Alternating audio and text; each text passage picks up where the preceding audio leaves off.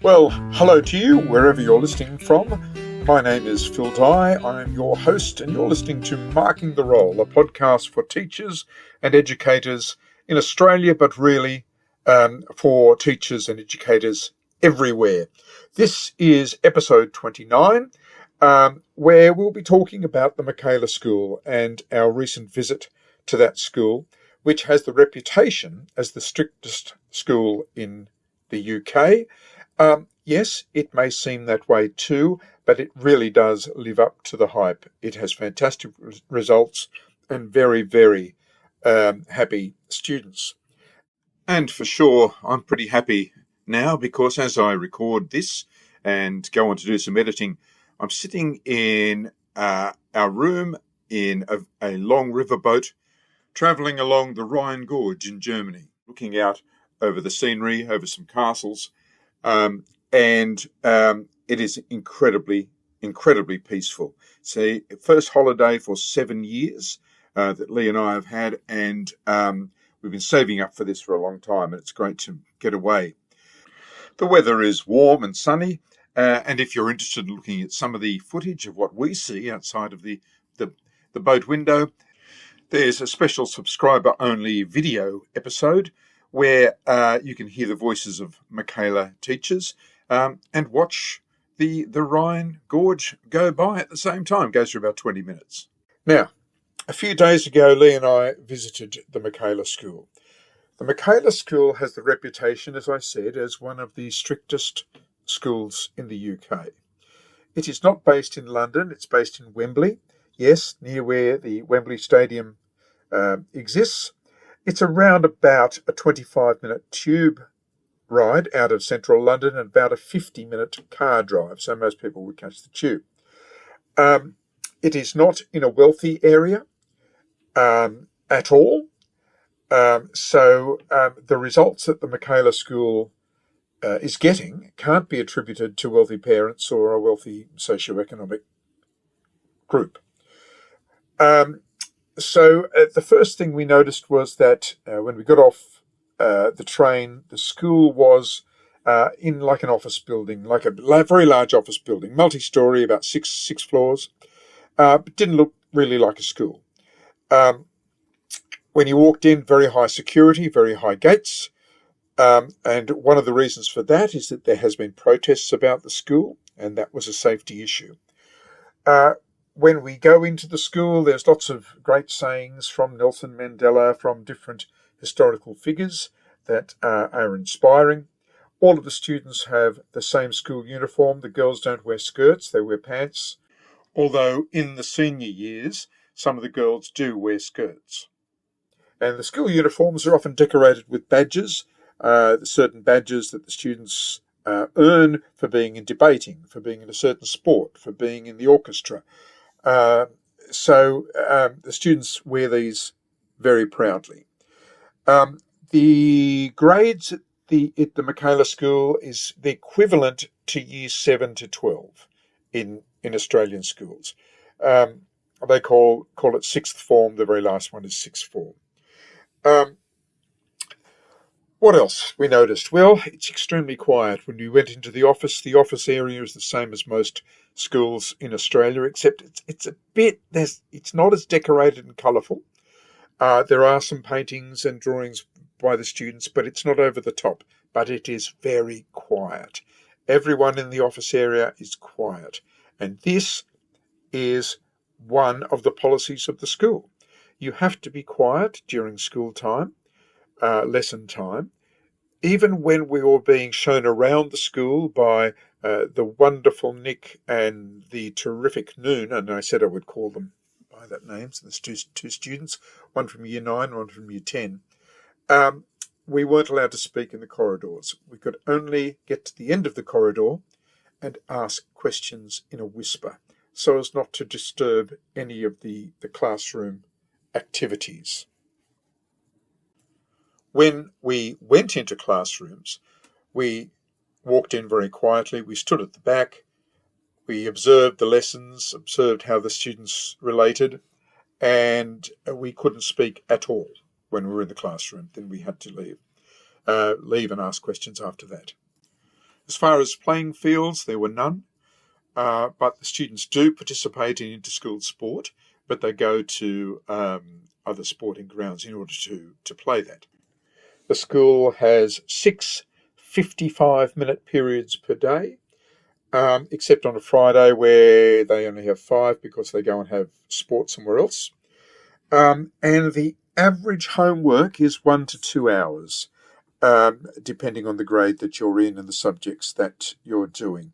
And both Nick and Noon said that was probably consistent with most secondary schools across the UK. The difference was that these students definitely had to do their homework. Otherwise, they got certain merits and demerits, which I'll go into a little bit later. Another thing that we noticed is that the teachers were extremely well dressed. They wore suits, ties. They could take their coats off in the classroom. Women were very well dressed, as if they were going to perhaps a corporate office environment. So there was a definite difference, and what the teachers said went. There was no umming and ahhing, no questioning the teachers. What the teachers said went, and they backed that up with how they looked. And during this episode, I'll just be adding little bits of detail to something that Katharine might have said in order to let you know a little bit more, especially around the costs of going to the school and the behaviour policies. So I think right now we'll start off with our interview with Katharine Birbalsingh, the principal of the Michaela School in Wembley. What is a free school? The free schools in Britain came about in 2010. The idea is to give the school certain freedoms that perhaps ordinary community schools wouldn't have, to be able to do things differently. But do you have to follow the national curriculum, everything that's in that? So the freedoms that I referred to mean that you could not follow the national curriculum if you didn't want to. You could... Well, I suppose the idea is that you're meant to think differently. I have to say, there isn't a single free school that isn't following the national curriculum. Everyone is, because you've got to do the same exams, I suppose. They have to do the same exams. Parents would be very concerned if you were not, offering the national curriculum. But we are a free school, and we have done things very differently, even though we're following the national curriculum. So the other thing that a free school is, like charter schools in America, is that it's a group of people who have set the school up, as opposed to it's just a school that's been set up by the government. People have got together, so I got together with like-minded other teachers, and we decided we wanted this ethos, and we were moving forward with it. Whereas with other schools, it's a bit more of a mixed bag. You'll get some teachers who are traditional, some teachers who are progressive, some teachers that are in between. All of our teachers here are traditional. And that's because we went forward, we started with that ethos, and we were very clear about it because it was a school that belonged to us. There's a sense of ownership over a free school or over a charter school that wouldn't necessarily exist with other schools. Yes, and there's a forward direction in that school. This is what we want our students to be. That's right. At the end of it. And it could be anything. So there's a free school, right. In the Midlands where we've got sheep and cows meet you and pigs meet you when you get out of the car in the car park. It's a completely different philosophy to our philosophy, but it's very much got a particular ethos and a particular philosophy. And it's up to that school to create. That's right. Yeah. That's right. In Australia at the moment, we have a national curriculum which goes from K to 12. And it's fairly new, but the national curriculum has a lot of ideology, a lot of politics in it. And an example is that Captain Arthur Phillip, who settled Australia, came out with the first fleet, is only mentioned once in the entire curriculum. And Australia Day is called Invasion Day. Now, is the national curriculum in the UK, are you confronted with that sort of idealistic philosophies? And how, if you are, how do you get over it? So, yes, you all have the issue of white guilt around what happened to the Aborigines. we have white guilt with regard to the British Empire, slavery and colonialism. So the same way in which things, I imagine, have altered in Australia, and what I've heard from Australian teachers, I was there in October and met quite a number of them. I remember I went to the zoo while I was there in Sydney, and before the bird show, they, I forget what it's called. A welcome to country. Welcome to country, that's it, yeah. They said this thing, and I was thinking, what is this? It was a bit odd. And then when I told some people later on about it, they were saying, there was a welcome to country in front of the bird show, before the bird show? And I was saying, yes. Why not the bear show? Well, presumably it was before all shows, Oh, right. This is just a normal thing. So, in fact, I heard it twice at the zoo. Bird show and some other show. Penguins or something, I can't remember. But anyway, it's a standard thing. Yeah. And the thing that the Australians who I was speaking to were shocked by was that this is even in the zoo. That for anything you've got this welcome to country sort of explanation and a way of sort of saying we're sorry for who we are kind of thing. That reminds me in many ways of what happens here in Britain with regard to the way in which we teach our history nowadays. So even as little as 5 or 6 years ago, I do not think things had moved as much as they have now. A history conference that one of my teachers went to recently, the first lecture on the day was deconstructing whiteness in the history curriculum. Oh dear, right. So 5 years ago that wouldn't have existed, and it's since George Floyd.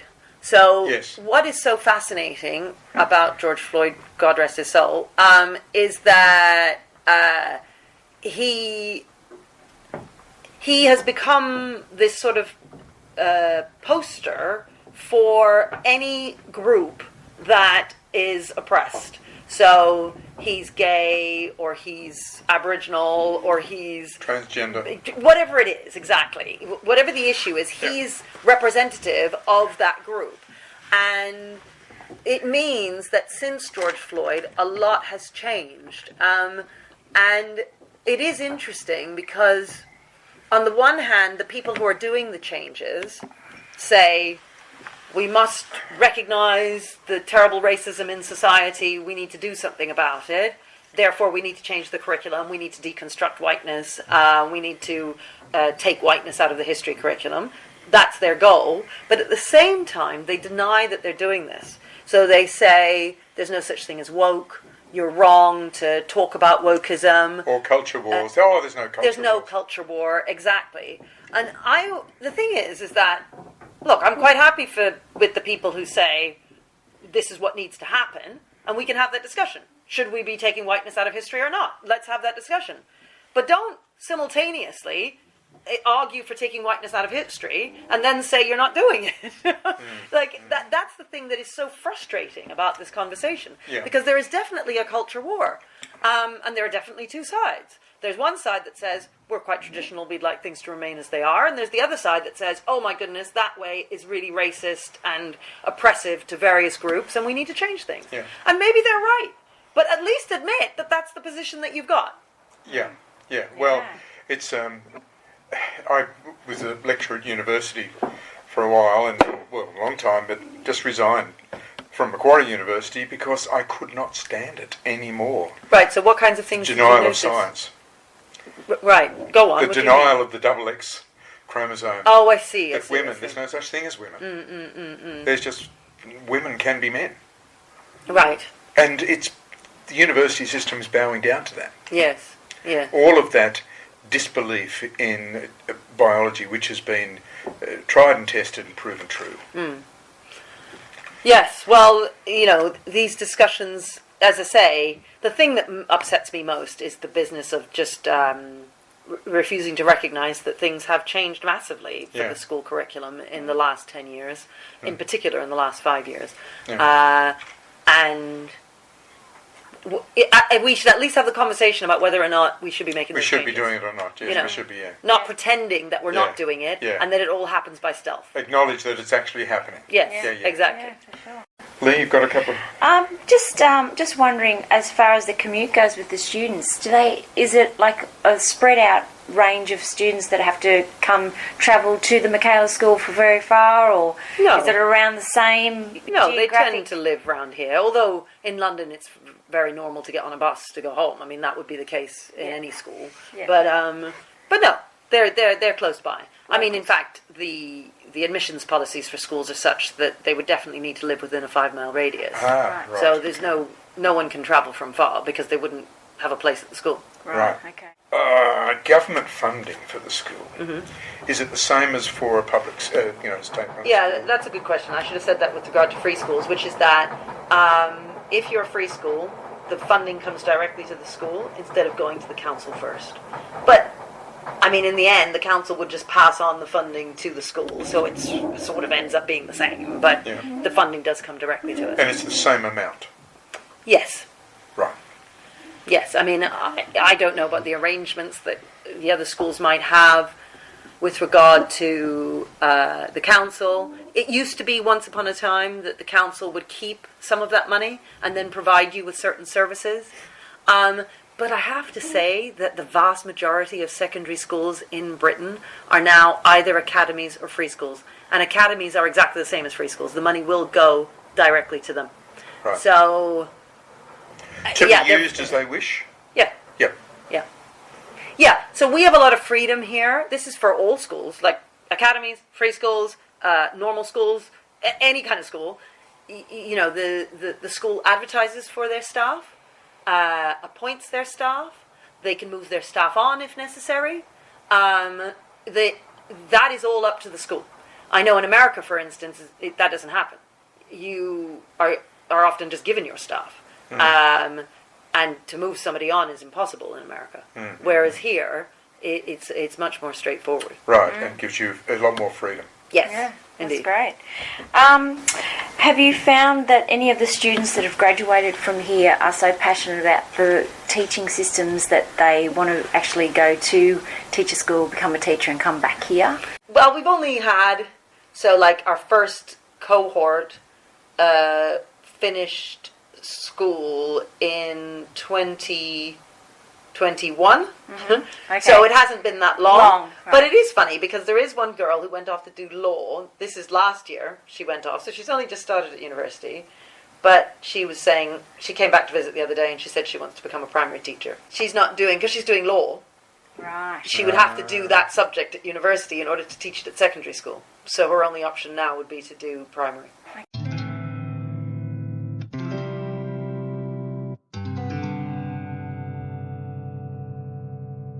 Now, if you look into this funding a little bit deeper, how much does it cost parents to send their child to the Michaela School? Well, it doesn't cost anything, but there is a fee for lunch each day. So it is £2.50 for lunch, which is the equivalent of $4.80 per day for lunch, because students aren't allowed to bring their own food and drink. What is the allocation per student from the UK government? Well, the allocation to every student, whether they go to a public or a private school, an academy school, a free school, is about £7,500 per year, which turns out to be about $14,100 per year that every student gets. Now, that doesn't matter what school you go to, that's what the government gives. Now, what happens to this money? How does that money become allocated? Well, it's allocated either directly to the school or via the local council, and then the council gives that money to the school. So it'll be, if a school's got 100 kids in it, they'll give 100 lots of $14,000 or £7,500. So the council looks after that, or it can go straight to the school. So, in a case like Michaela School, with 700 pupils, they would get around about $9.8 million Australian for their 700 pupils. Now, they have 73 staff. So about half of that amount goes to wages. Half of that goes to wages for teachers and for auxiliary staff. So the rest is spent on rental and electricity and different things for the school. So it is doable. And if it's doable in London with the high cost of living, it's certainly doable in Australia. Now back to the interview with Katharine Birbalsingh. Now, student behaviour around the world has, standards of student behaviour has crashed in the last 5 to 10 years. Australia now, out of 77, is ranked number 72nd. Yes. As far as classroom climate Yes. and student safety goes. Yes. Why do you think that this has occurred on an international level? Yeah, well, for you, Australians, the reason why that happened is because you all decided to follow Finland. So Finland, in the early 2000s, was doing really well in terms of PISA results. They were at the top. And everyone said, wow, look at Finland. We've got to copy what Finland does. Now, Finland benefited greatly from their very traditional education system, and their teachers all have MAs and are really respected, and so they were doing really well. They had the best of all worlds. They had really qualified, intelligent teachers, and they had a traditional education system. And then they decided, actually what we need to do is become more progressive, and they became very progressive. So when people were looking at Finland, this is 2005, 7, 9, 11, and so on, when they were looking at Finland, they were looking at a progressive curriculum, and people were assuming that the progressive curriculum was the reason why they had such great results.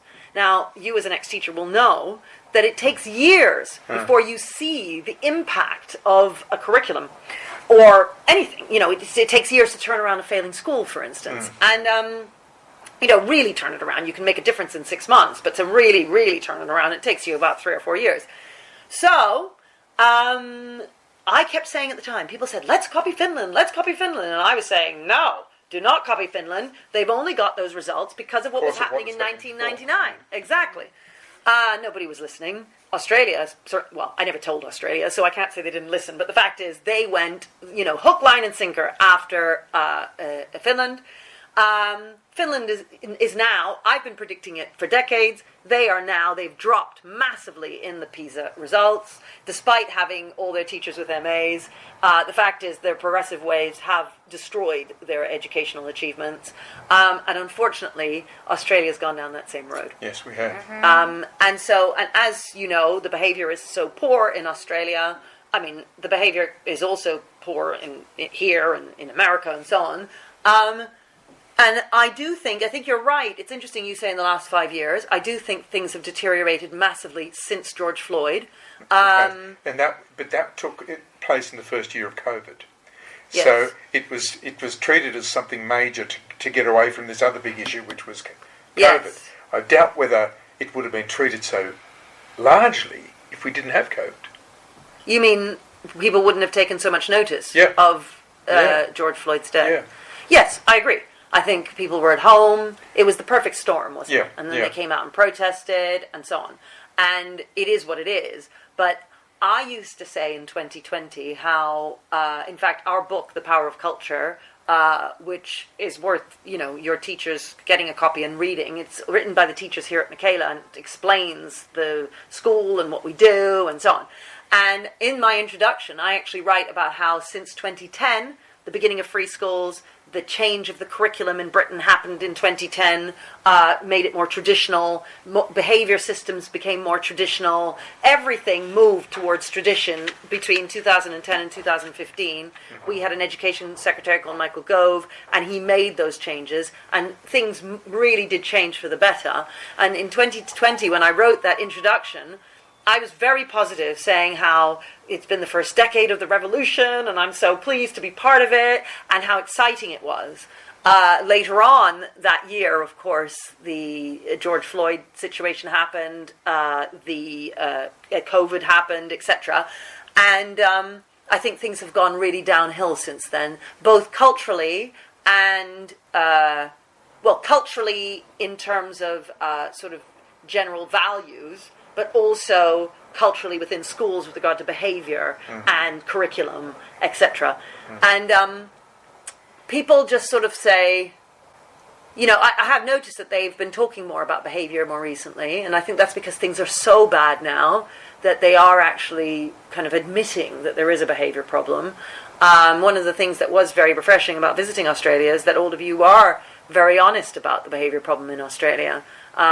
In this country, people are less honest. And when I say less honest, I always think teachers are made to feel as if it's their fault when children misbehave. And so because they are made to feel like it's their fault, they don't like to admit that they have a problem with behavior because it means that there's something wrong with you as a teacher. And I always think of the psychology of abuse with a child who's being abused. They don't tell that their father, the little girl doesn't say that her father is abusing her because she feels as if it's her fault. That's the psychology of abuse. And I actually think that many teachers are suffering from that because they feel it's their fault. They can't come out and say it. So ever since I've been in this career, far fewer teachers are willing to come forward and say that there's a problem with behavior because they think somehow it's their fault. But it's even worse now since George Floyd because I actually think people think to themselves, well, I must be racist then. What's worse since 2020 is that there's a real sense of I'm a really bad person. Yeah. I'm racist. I'm a white supremacist. I'm evil. And what's so terrible about it is that the stuff that's going to help the very kids that they want to help, kids who come from challenging backgrounds, kids who are Aboriginal, who are black from the inner city, kids who don't have a father at home, all these kinds of kids who are more vulnerable, they're the ones who suffer the most when we don't have a traditional curriculum and when we don't have a traditional way of dealing with behavior. And so it's really sad because actually, because we feel so awkward dealing with the situation and we feel guilty about it and we don't know what to do, in the end, our reactions actually make things worse. Marking the Role is supported entirely through subscribers and donors. We are the only podcast for teachers in Australia that confronts the difficult topics in education, topics others won't touch. Your subscription will ensure we can keep looking at the big issues. The cost of $35 per year gives you 2 subscriber-only podcasts, a Marking the Role coffee cup and the option to ask questions of our guests. Just go to Substack and search for Marking the Role. The link is also on the episode notes wherever you get your podcasts. Now, we did ask Katharine about mental health of students and services that were available, for example, counselling. The question didn't come out that well in the initial recordings, so we asked it here, and this is what Katharine had to say. Well, the most important thing I'd say is how you preempt these things in the first place. So, if, for instance, children are on social media all of the time, they're going to have mental health problems. There's no question. Yeah. The girls are going to want to make themselves look older and sexier, and the boys are going to get themselves involved in gangs and all kinds of things. Pedophiles are going to be chasing your children. I mean, we've had issues with that. Like, it's absolutely terrifying what children come across online, but parents don't realize that, and they allow them on. So one of the big things we push is don't give your child a phone. Do not allow them unsupervised access to the internet. And guess what? They're much happier when you do that. Oh, yeah. Well, that's the new research. I think it was last week it came out that social media really adds to the unhappiness quotient of students. So. Well, and Jonathan Haidt, the American sociologist, he's fantastic. He's written a book called The Righteous Mind, which is really good, but he's also written a book called The Coddling of the American Mind, and he does lots on data demonstrating how mental health issues have risen exponentially since the time when children were able to get access to the internet without supervision and get access to social media like Snapchat, Instagram, and so on. Those things didn't exist before, I think it's about 2014 or so. Yeah, that's so right. Kids who were, our kids now, who are 11 and 12, they've always existed in that world. The older kids who are 17, 18, it was introduced to them along the way. But if you've been brought up from the age of 2, 3 with that whole world, it really messes with your mental health and with your, purpose in life, what doing your homework, getting up on time, all of this sort of thing. Yeah. Parents just don't realize how dangerous that world is. Yeah. one of the problems in Australia is that the words right and wrong have virtually been obliterated from schools. The students can't be wrong, and they can't, well, they can be right, but they can't be wrong. Are the words right and wrong used at the Michaela School? Oh, of course. So, I mean, if I just tell your audience, I mean, we are a very traditional school. So our whole sense is about giving them moral purpose, explaining the difference between right and wrong, teaching them gratitude and kindness and self-sacrifice, putting others before yourself, behaving like decent human beings. So I was telling off year 11 this morning because they'd been silly on Saturday when they had a revision session with their teachers for an exam that was happening today. And I was saying, why? Your teachers are coming in, they're not being paid for this, they're coming in for you, and this is how you treat them. And I was saying, if you step out of line, any one of you steps out of line again, I'm sending you home on study leave, and you won't have access to these revision sessions. And then I said, and the thing is that what will be really bad about that isn't just the fact that you're going to miss out on the revision sessions, so you won't do as well in terms of your GCSE grades, but the main reason why it's going to be really bad is because it'll mean that you don't have any respect for your teachers, and that you're the type of person who is not decent. You're the type of person who isn't kind and who isn't grateful. And I said, and we've spent 5 years teaching you about gratitude and kindness. The two things that we always say to you: work hard, be kind. Well, if you mess up now, that means we've wasted 5 years on you. Now, and the point is that I'm ending on a moral note, and that all my assemblies are ending on a moral note. I think too often in assemblies, you can find people saying things like, you need to get good GCSE grades because you want to get a good job, right? You should work hard because that means you're going to be really rich later and or own a nice car. That is not something that we talk about, ever. We always talk about the kind of person you're going to be, and the kind of person you are, and living a life that's worth living. And that's not about making money. That's not about having power. That's about being a certain kind of human being. Sort of person. Yeah. Which really leads me to the next thing. In Australia, there's been a big push towards trauma-informed teaching. Now, if a person has a trauma background, childhood trauma background, does that mean they shouldn't be held accountable for the things that they do? No. I don't think that, because if you do that, that means that child will never be able to grow up and have an ordinary life. So they should be able to follow the same rules and expectations as everyone else. Yes, absolutely. Yeah. And they are able to. Of course they are. Yeah. The thing is that if you allow them not to, then they will get away with it. I mean, wherever if you hold your standards really high, and I'm holding my hand up here, they'll meet you up there. And if you hold your standards down here, and I've moved my hand down now, seeing as we're on audio, the children will meet you there. Whether they are, whatever their background is, children will always meet you at whatever standards you set for them. And the fact is that, you're just letting those kids down even more when you lower your standards for them. So the low expectation really doesn't do them any favours whatsoever. No, it does them great harm. Yeah, absolutely. Well, in Australia at the moment, teachers are being taught to be kind and to be understanding and to, just treat them differently and go into this trauma-informed way of, and I think there is merit in that. I mean, we've had trauma childhoods, but I think it's gone a little bit too far at the moment. Look, the fact is, you don't have to be mean to them to hold them to high standards. You just need to hold them to high standards. They know. If I don't do my homework, I'm going to get a detention. So you give them a detention. Yeah. You don't have to snarl at them.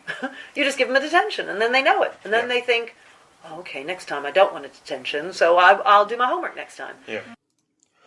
And just on that behaviour stuff, we spoke to both Noon and Nick, the two students who showed us around the school, and we were able to talk to them.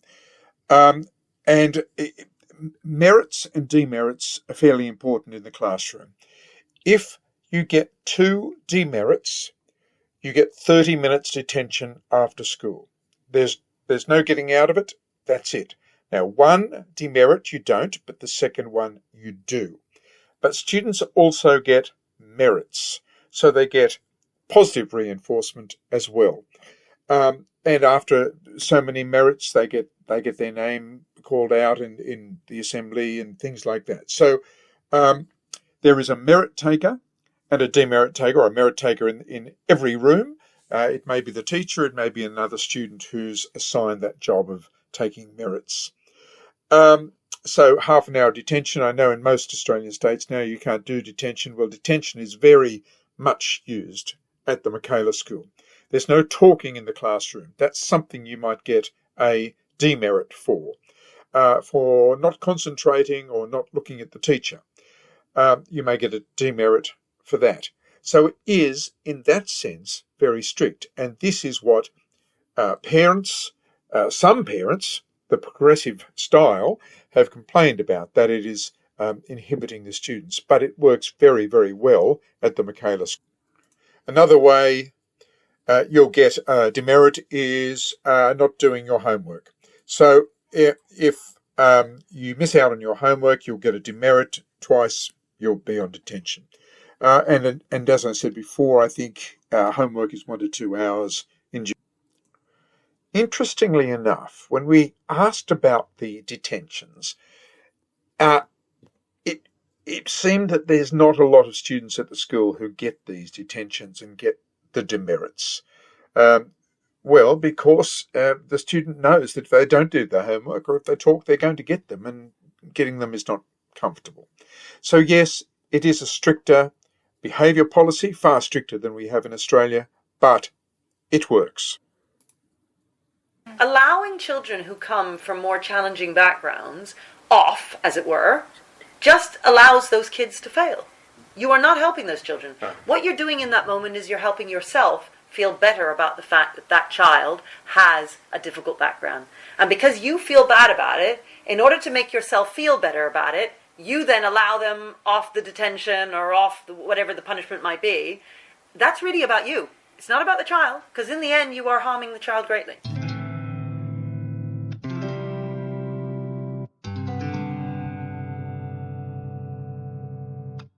Have you found that other schools want to adopt your teaching methods and not necessarily like teach here, but bring it to their school so that their school improves? We get 800 visitors a year Wow. from all over the country, some from Australia, some from America, Germany, all over the place. Wow. People write to me from Argentina and say, oh, I read your tweets and I'm introducing your ideas in my classroom.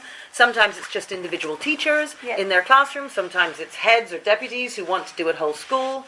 There are even schools that call themselves, there's a school in the Midlands that call themselves the Michaela of the Midlands, for instance. Oh, wow. You know, like, I mean, obviously they have another name, but as a kind of, as a bit of a joke, they just say it's the Michaela of the Midlands. You know, there's loads of them. I realised a while ago that the establishment will never be interested in making big changes, but ordinary teachers are. Ordinary teachers will come along and question and think about it, which is why we get hundreds of visitors every year, because they're coming and going, oh, right, yeah, let me take this idea, let me take that idea. And then they make a difference in their classrooms. Yeah. Marking the Role is supported entirely by subscribers and donors. It is a volunteer-run podcast and not even the host is paid.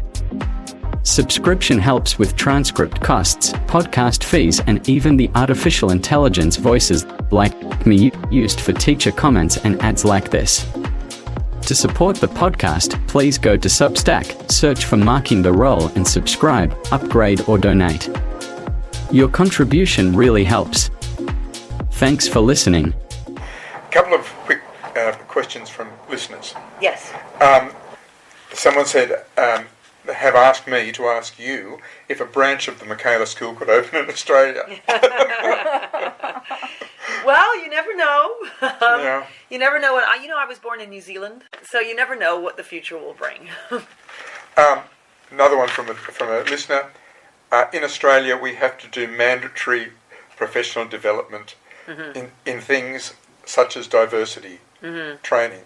Do your teachers at the Michaela School have to do that? No, there's mandatory training that we have to do from the government says. Prevent, for instance, which is the terrorism stuff. There's safeguarding, obviously, but that's all that's coming from government, as it were. In many schools, however, there will be mandatory training that will be up to that school, up to the academy chain that you might be part of. there may be mandatory training in any number of different schools because that school has decided that is mandatory training. Oh yes, it's from them, but not imposed. Yeah. But here, no. Mandatory training here is stuff like, I don't know, how to man detention. Did you have any more? Just a light one.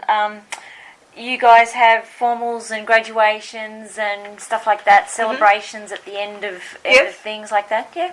Yeah, look, we're a normal school in that sense. Yeah. We have a reward event at the end of every half term. Yeah. Friday this week, they're going to be eating cookies and popcorn and watching a film with their form group. At the end of the term, there's a prize presentation where they come up and they shake my hand and they get given badges and all sorts. When the Year 11s finish their GCSE exams, they're all going to sign shirts and there'll be balloons and so on, and they'll all have a nice time outside. We'll have their Year 11 prom. There'll be a Year 13 prom. Again, the Year 13s, when they finish, it'll be a similar sort of thing. Last Friday, they all went on trips to the Natural History Museum and various places. A few Fridays before that, they were going to Waterstones, bookshop on a trip. I mean, we're a normal school. You know, they have sport after school. They have matches with some of the local schools. We have Interform Sports Week, which will happen next half term, where they're going to do tug of war and stuff like that. Like, we're a normal school. It's just that we have high standards of behaviour. That's all. And what about the results? Yeah, so last year we got the highest Progress 8 in the country, which means that Progress 8 is the score that you're given for the progress that is made when the child enters at 11 years old and then leaves at age 16 with their GCSE grades. And they track that progress for each child, and then there's an average that's given to you. And we got the highest in the country by far, so... We're obviously doing something right. Yeah. But the thing I'm most proud of, honestly, is not the results. It's the children, who they are as people. Yeah. That moral core that I was talking about is so important to who we are. When visitors come, they always comment on how kind and nice the children are, how friendly and how keen they are in lessons. You'll have seen in the lessons all the hands going up. Yeah. They're all so engaged. You don't really see that.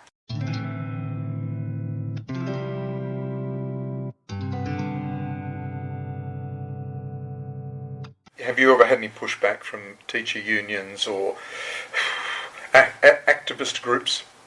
Yes. I mean, they protested outside when we were first opening, and when we were trying to get the school off the ground. All of our parents' evenings were always infiltrated by the union people. They would hold posters up with insults to, targeted at me. They would shout names at me. When we first opened, they would protest outside, and they would hand leaflets to the kids saying their lives were in danger in this building. Horrible stuff. They don't do that anymore. I have to say the unions have left us alone for years, because it's quite difficult to argue against us when we... The results... Well, we got the results. Yeah. So while we didn't have the results, we were quite vulnerable, so they used to come at us. But... I have to say they've left us alone. And that's to their credit, because there are still all kinds of people on social media and so on who still go on about how much they hate us and want us closed and so on. And which is, I want to say to them, okay, so you say you want to help inner city kids. You're not actually doing anything yourself to help these inner city kids. We are doing a marvelous job with these inner city kids. Why do you hate us, right? In fact, why are you not asking us what we do? Finding out more about it. Exactly. Yeah. And the last question, Katharine.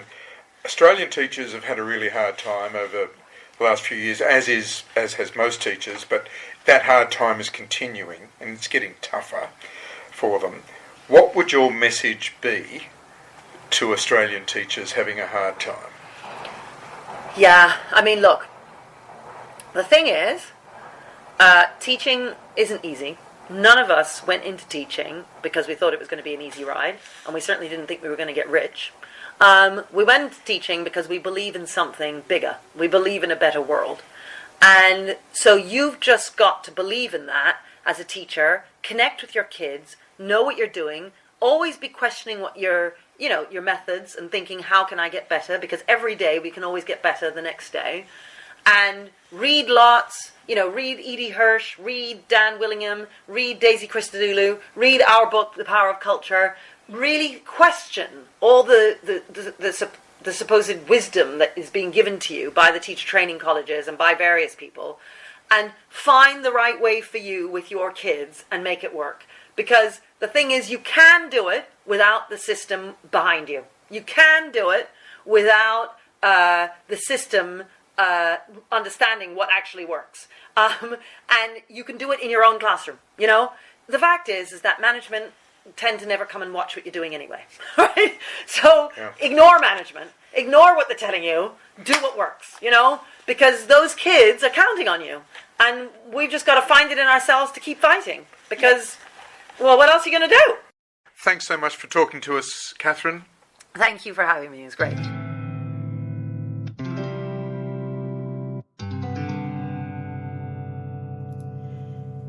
Well, that was Katharine Birbalsingh, the principal of Michaela School, and you can tell how passionate she is about the work that they do at Michaela. But what about the teachers? How do they feel?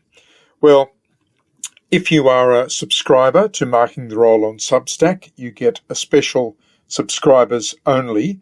That's for paid or complimentary subscribers.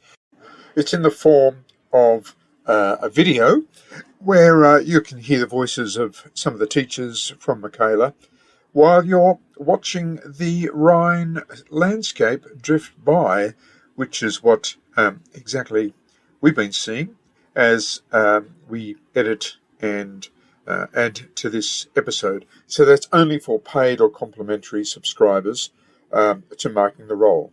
And to whet your appetite, here's just a couple of excerpts of what the teachers have to say.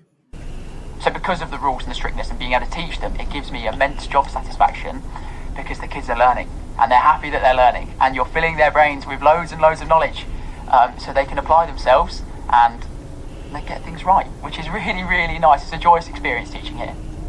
Or maybe this one. Yeah, the kids are definitely not like robots. No, they definitely, like, you can see that they've got buckets of personality.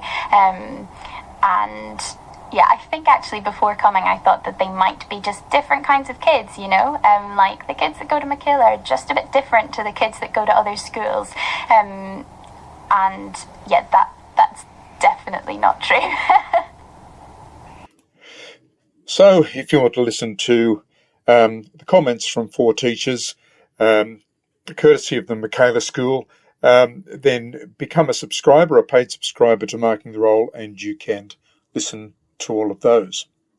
So in winding up, what were our perceptions of the Michaela School? Well, A, it does live up to the hype. B, yes, it is strict and the discipline is very deliberate, but also very fair. The students know exactly what they have to do to get the credits, and they know what they have to do in order to get demerits.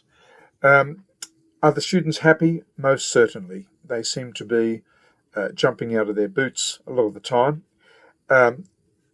Very quiet school, and obviously very passionate staff. Not just Katharine Birbalsingh, but all of the staff are extremely passionate.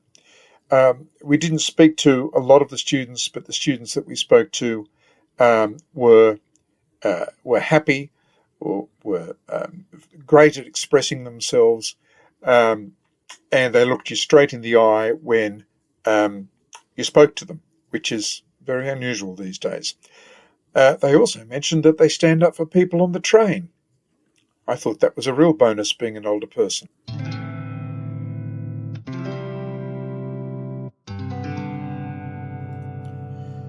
Now, when I said that it was a quiet school, it's not always quiet, and sometimes in the classroom the students all join together to either sing a little song or to chant something in unison, and in that way the teacher has to be a bit of a performer.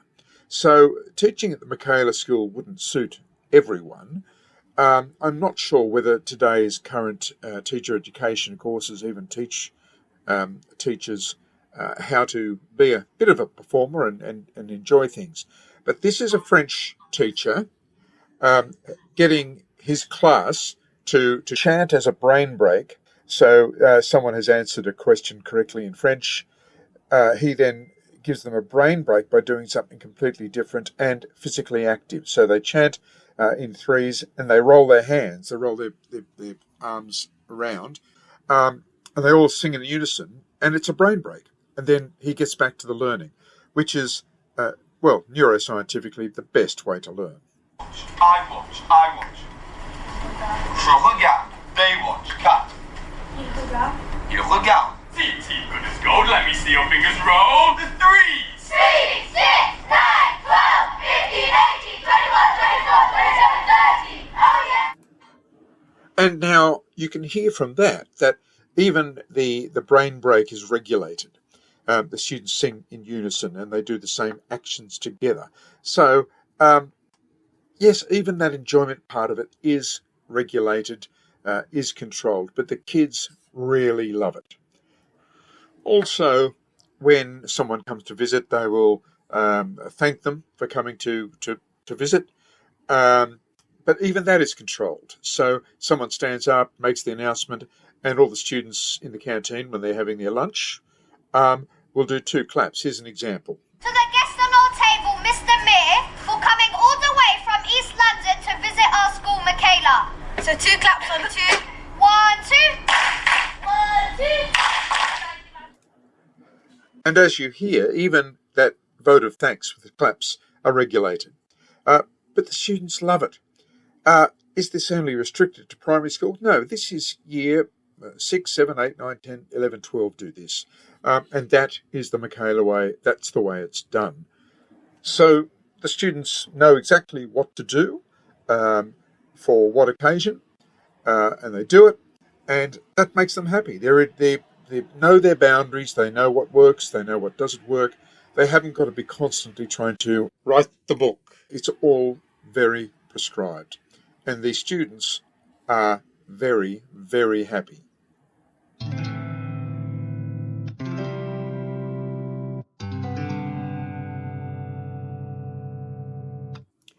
Anyway, Miking the Roll is run by volunteers. I'm a volunteer. And if you feel like giving a few bucks, it's $35 per year to subscribe, and you get all of the podcasts, the written work, and also the subscriber-only content as well. Now, included in that subscriber-only content, the paid subscriber content, will be the voices of the Michaela teachers. It'll be in video format, this little episode, only available on Substack, not on any other streaming platform.